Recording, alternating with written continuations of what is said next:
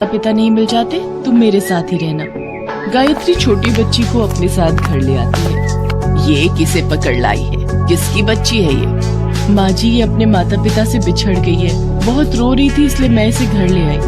हमने कोई अनाथ आश्रम खोल रखा है जो सड़क पर चलते भिखारियों के बच्चों को अपने घर में जगह दे दे?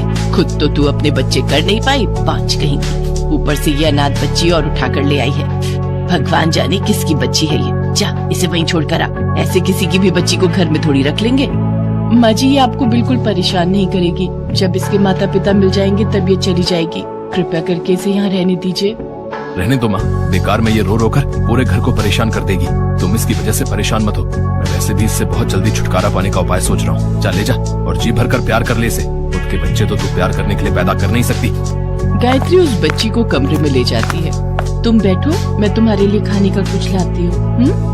गायत्री ने अपने लिए जो फलाहार बनाया था वही वो उस बच्ची को खाने के लिए देती है। बच्ची फलाहार खाकर सो जाती है। कुछ दिन तक गायत्री उस बच्ची को अपने पास ही रखती है। गुड़िया रानी, कल दुर्गा अष्टमी का दिन है, कल मैं घर पर कन्या पूजन करूँगी। चलो मैं तुम्हें बाजार से कुछ नए कपड़े खरीद कर दे देती हूँ। तुम बहुत अच्छी हो माँ। तुमने मुझे माँ कहा, एक बार फिर से बोलो माँ।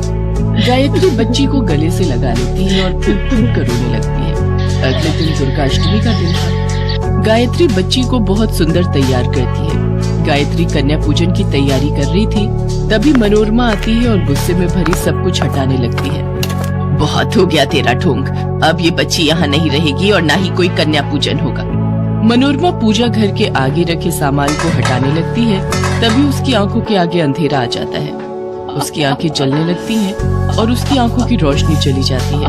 वो चिल्ला पड़ती है और वो छोटी बच्ची माँ दुर्गा के रूप में आ जाती है। एक कन्या मेरा ही स्वरूप है, इसलिए जो कोई भी कन्या पर अत्याचार करेगा तब मैं दुर्गा रूप में उन्हें दंड देने अवश्य आऊंगी। आज गायत्री के कहने पर मैं तुम्हें क्षमा कर रही हूँ। गायत्री, तुमने मेरे नवरात्रि व्रत विधि पूर्वक किए हैं, इसलिए अब अपने परिवार के साथ मिलकर कन्या पूजन करो। जिस घर में भी कन्या की पूजा होती है उन पर मेरी कृपा सदैव बनी रहती है और उस घर में सुखों का वास होता है। गायत्री को आशीर्वाद देकर माँ दुर्गा अंतर्ध्यान हो जाती हैं और देवी दुर्गा के आशीर्वाद से उर्मा, तुम्हें तुम्हारे पापों की सजा मिली है। तुमने गायत्री पर बहुत जुल्म किए हैं, सिर्फ इसलिए कि वो माँ नहीं बन सकती, पर मेरी पूजा करने वाली सुहागिन स्त्री की गोद कभी खाली नहीं रहती। मैं गायत्री को माँ बनने का वरदान देती हूँ। आज से ठीक 9 माह के पश्चात गायत्री एक कन्या को जन्म देगी। मैं उसे उसकी पूजा का फल देने आई हूँ। मैया, आप एक बेटी के रूप में मेरे पास आई। आपके दर्शन पाकर मैं कृतार्थ हो गई माँ। मेरी सासू माँ को क्षमा कर दो माँ, उन्हें दंड मत दो। आप तो ममता की देवी हो माँ। मेरी सास से जो भूल हुई है उसके लिए मैं आपसे क्षमा मांगती हूँ। गायत्री की बातें सुनकर मनोरमा की आंखों में आंसू आ जाते हैं। आज वो कितनी बड़ी भूल करने वाली थी। उसने कन्या पूजन को खंडित करने का दुस्साहस किया था। हे शेरों वाली माँ, मुझसे भूल हो गई। हे दुर्गा मैया, मुझे क्षमा करो। मैं आपकी शक्ति को पहचान नहीं पाई। मैं माया के बंधन में सब कुछ भूल गई थी। मेरी आंखों की रोशनी लौटा दो माँ। मैं आपसे दया की भीख मांगती हूँ।